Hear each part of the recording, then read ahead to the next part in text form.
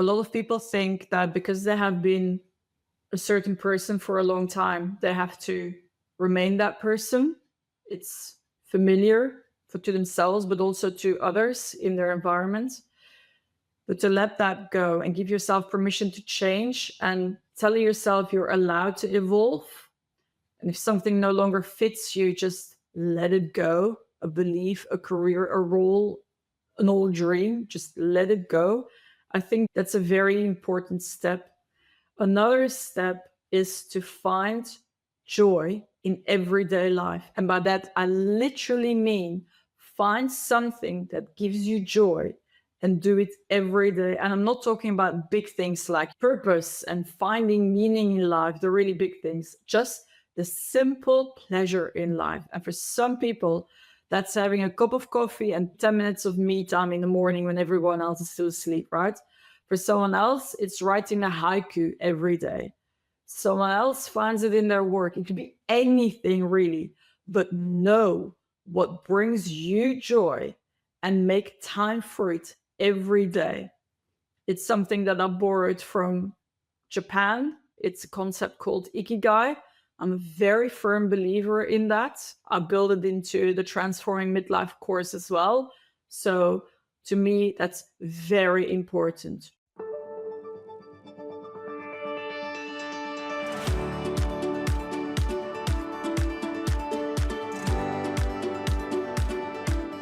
There's a lot of things that coming to my head, but coming back to you, you mentioned your curiosity about what makes people tick, fully supported, and create meaningful lives.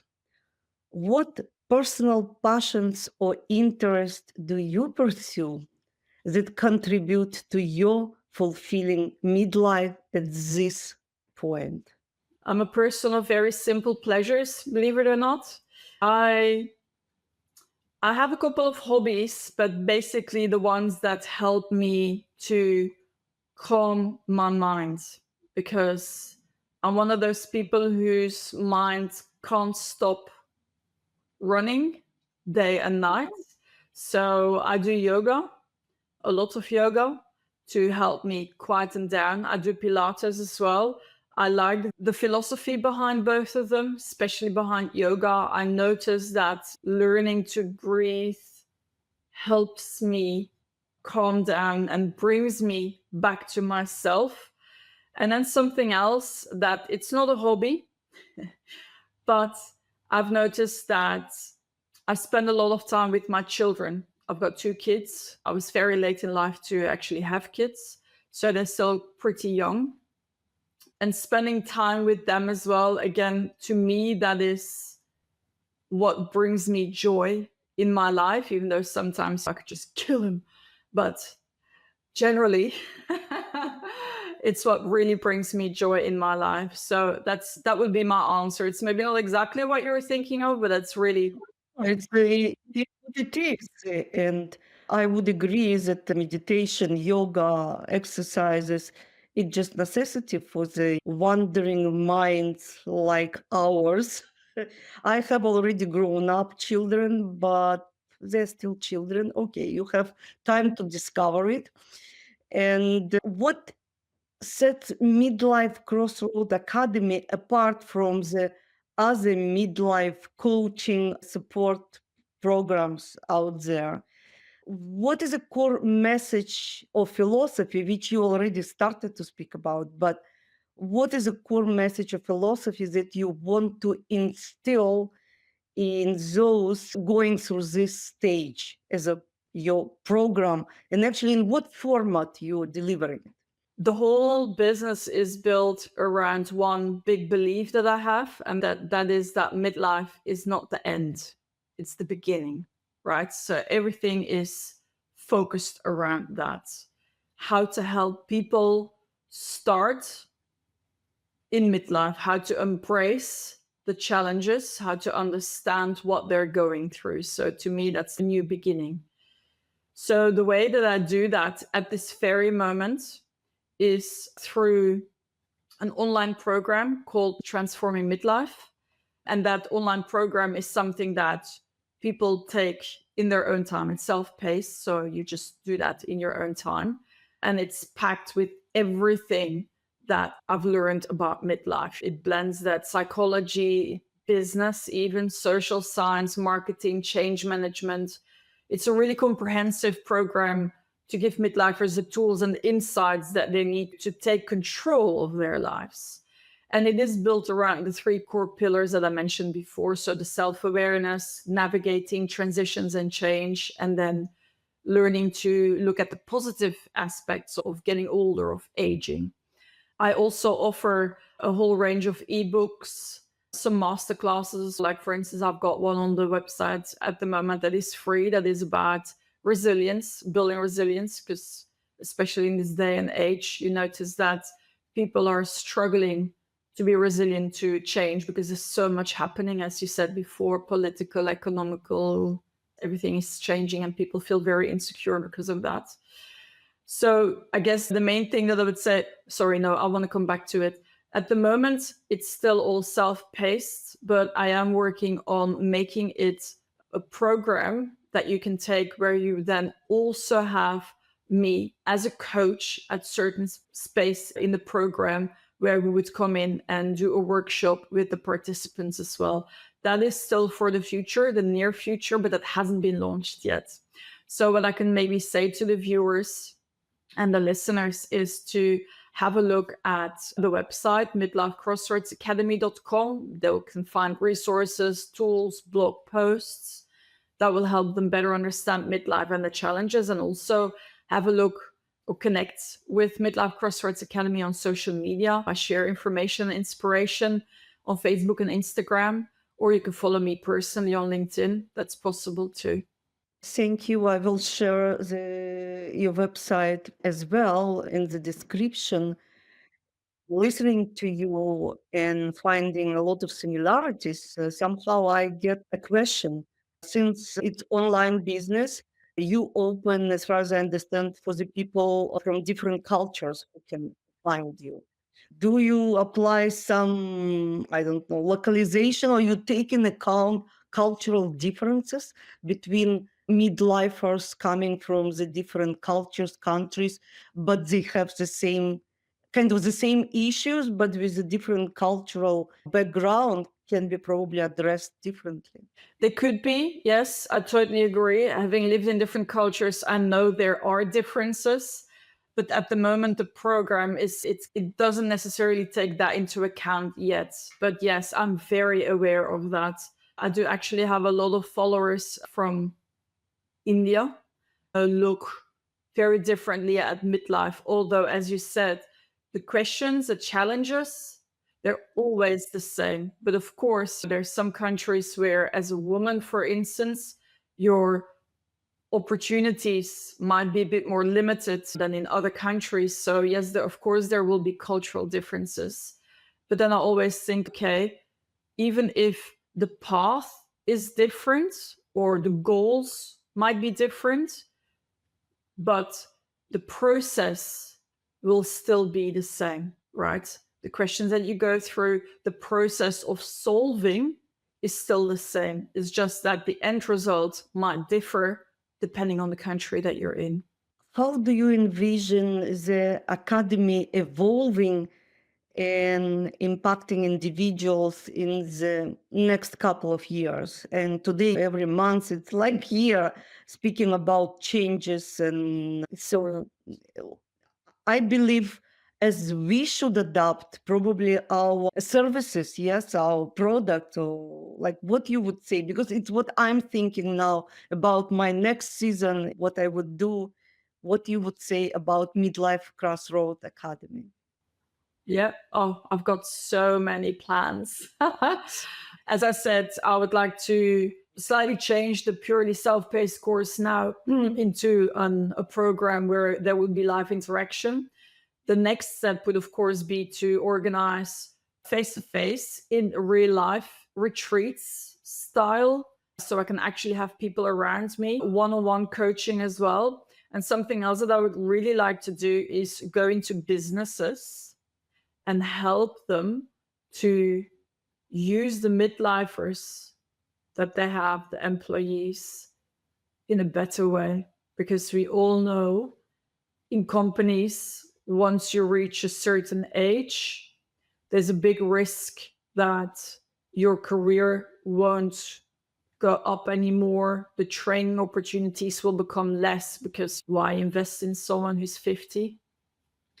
Oh, we really want to change that mindset and help companies, HR managers understand that the people, midlifers, have incredible value for companies. They have wisdom to share if you learn to use them in the right way. So that is something I feel very passionate about as well, not just because of my personal experience with the ageism, but also because I think that's just the right thing to do for others. For listeners starting to explore their midlife transitions now, what practical steps or exercises would you recommend for recalibrating their lives with clarity and purpose? Yeah, practical steps. I think the first thing to do is maybe give yourself permission to change. A lot of people think that because they have been a certain person for a long time, they have to remain that person. It's familiar to themselves, but also to others in their environment. But to let that go and give yourself permission to change and tell yourself you're allowed to evolve. And if something no longer fits you, just let it go. A belief, a career, a role, an old dream, just let it go. I think that's a very important step. Another step is to find joy in everyday life. And by that, I literally mean find something that gives you joy and do it every day. And I'm not talking about big things like purpose and finding meaning in life, the really big things, just the simple pleasure in life. And for some people, that's having a cup of coffee and 10 minutes of me time in the morning when everyone else is still asleep, right? For someone else, it's writing a haiku every day. Someone else finds it in their work. It could be anything really, but know what brings you joy and make time for it every day. It's something that I borrowed from Japan. It's a concept called ikigai. I'm a very firm believer in that. I built it into the Transforming Midlife course as well. So to me, that's very important. Join every day. A third element to make midlife, well, to improve midlife, to make it more meaningful, is to surround yourself with the right people. In midlife, you need cheerleaders. You need people who will lift you up even when things get difficult. And people who, when you tell them about a plan or a goal you want to achieve, they're not immediately talking about all the negatives, right? So you can't do this. Have you thought about that? What will you do if this happens or whatever? You need people around you who will support you to achieve your goals. And if things don't work out as planned, you need people who will help you get through that instead of just saying, oh, I told you. Super important, because by midlife, again, you should know who you want around you in your close circle and who doesn't fit anymore. And the fourth piece of advice, and that ties back into the legacy I was talking about before, is to let go of your old definition of success. We're all conditioned to measure success by job titles, financial milestones, external validation. But real success is about alignment, what you feel inside. Are you living in a way that feels fulfilling? You know, when I personally stopped tying my identity to a job title, I made room for meaningful work that really energizes me. It gives me purpose, like helping other people through Midlife Crossroads Academy. And it wasn't easy to get to let go of society's version of success because I chose significance instead of success. But I think it was worth it. And it's definitely, those are the 4 pieces of advice, I guess, that I would give to any midlife listeners and viewers that are out there. If you could go back and give one piece of advice to your younger self, what would it be now on this stage of your life? Stop worrying about things that don't matter in the long run. There's so many things that honestly, they didn't matter. And I wasted so much time worrying about them. And in the end, who cares? It all went away. And God, that's really the advice. I've thought about that so many times. Oh my God, if I had known this or that up front, I wouldn't have wasted that time, that energy, that effort on all these things that at the time I thought were important. They really weren't. It's excellent, but I think this is a kind of main issue when we are young. We don't know what is important or not only when you went through the some time period. So it's this situation we can look back and based on our own experience, remembering still what we thought before. Here it's where wisdom is born. Yes. Indeed. And the benefit of hindsight, eh? You only get it once you are old enough to look back. Yes. Indeed. I don't think I'm the only one who thinks that, by the way. I think many people will agree with me. Would you go back in your life if this opportunity to your younger self, if this opportunity, now will somehow imaginally create it for you? I don't know, because there's a lot in my life to be thankful for, right? So I would have missed the experiences, the opportunities that I've had in the life that I have lived so far. So I'm not entirely sure I would go back. I might have made a couple of different decisions, but I think I would still like to be where I am now. This is who I am, right? Everything that I have lived has shaped me into who I am now. I would be a different person otherwise. And I don't know if that person would be better or worse than who I am now. Yes, I fully agree with you. And telling the truth, I'm more satisfied of myself and my mood and experience in 50s, and now I'm in early 60s, much better than when I was young. Maybe because I've had immigration, relocation, and it was all starting from zero, and it shaped who I am now. But now I'm more happier, like I am. There's actually an explanation for that. You know that, right? Have you heard of the U curve of happiness? What exactly? Tell me. No, no, God. Yes, there's actually research that has been done. It started in the US, but the research has been done repeated all over the world. I think there are up to 500,000 people that they have done this with. So basically, they found as a result of the research that happiness is U shaped.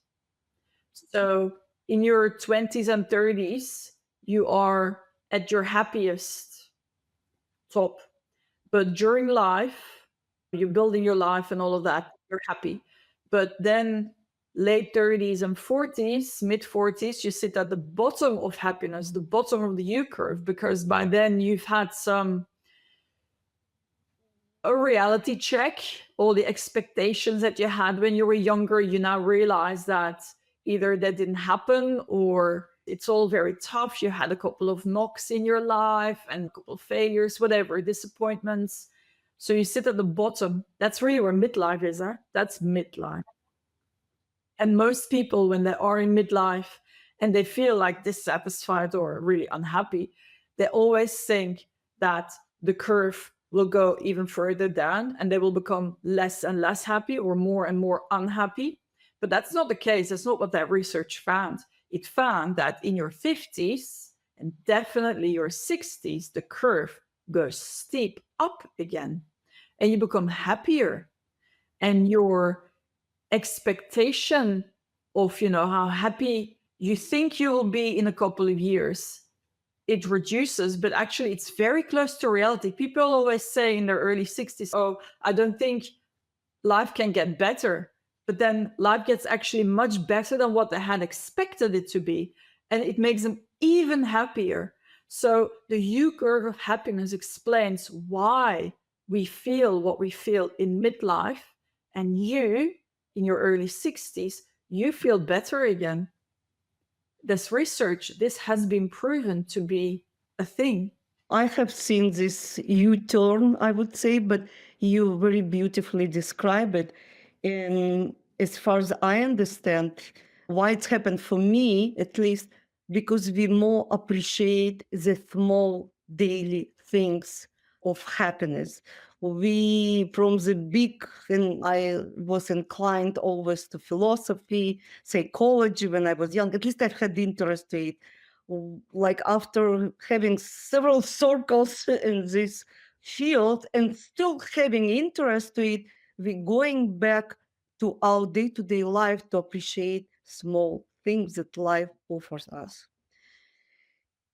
And what book or film or maybe real life event has had profound impact on you recently, and why?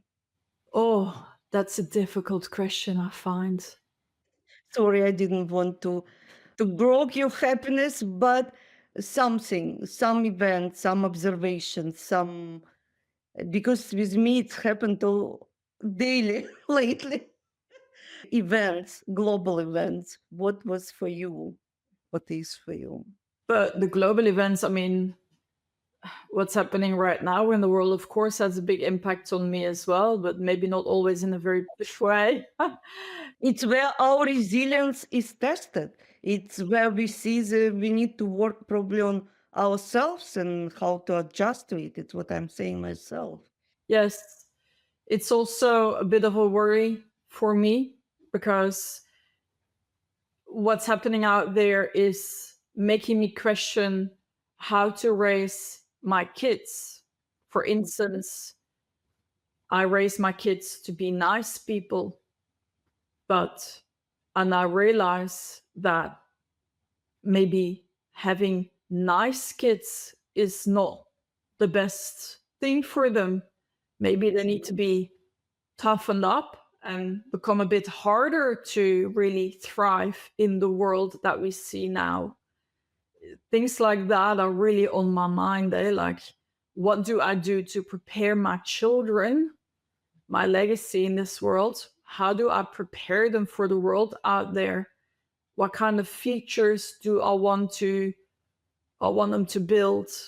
So as you can see, it's like this is really a lot on my mind, and that's what's happening out there is really worrying me. When you hear about all the negativity online, the way that young boys look at girls and women, how they're conditioned into a view perspective that is so against everything I believe in, because I believe in equality and in appreciating people for who they are. And that's something I instill in my kids as well.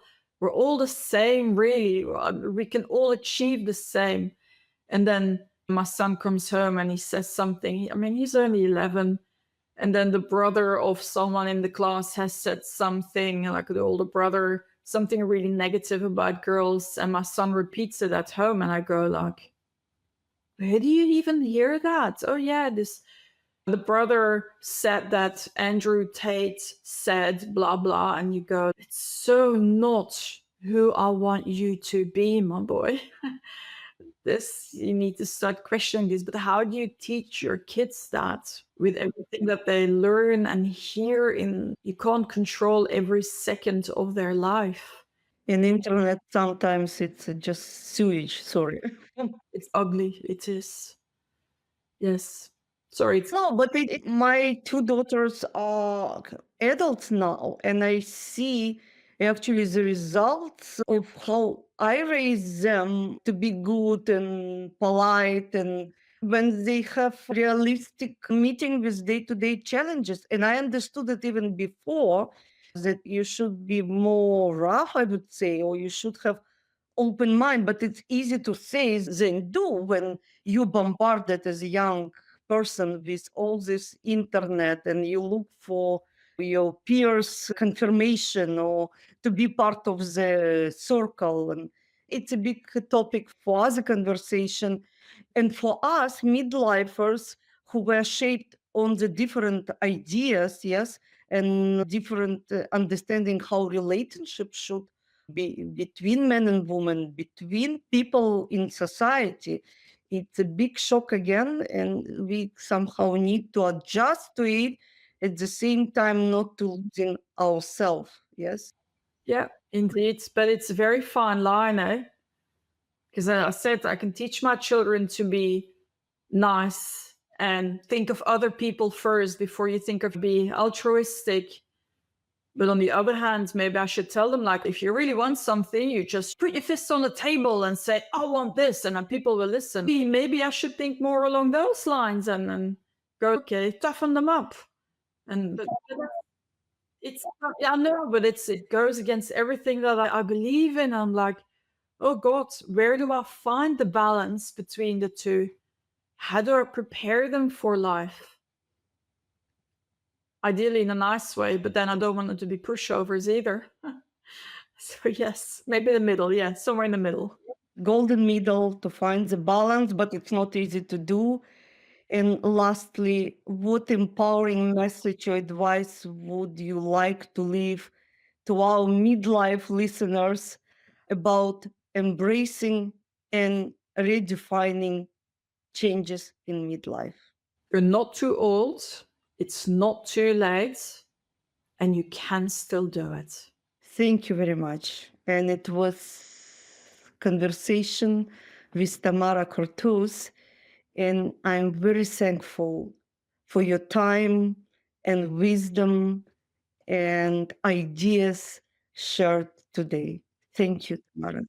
Oh, thank you. Thanks, Emily. It was my pleasure. I really appreciate that you let me come on your podcast. I really like being here. Thank you.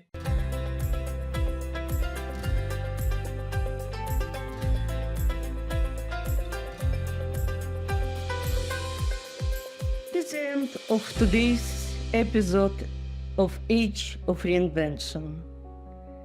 Thank you to Tamara Cortoos for sharing her wisdom and experiences with us. My dear listeners, if you are feeling inspired to recalibrate and realign your midlife journey, check out Midlife Crossroads Academy for resources and support. If you enjoyed this conversation, don't forget to subscribe, give us a rating, and share this episode with anyone who could use it a bit inspiration in their life. Thanks for tuning in, and we will see you next time with more stories that empower, inform, and enlighten.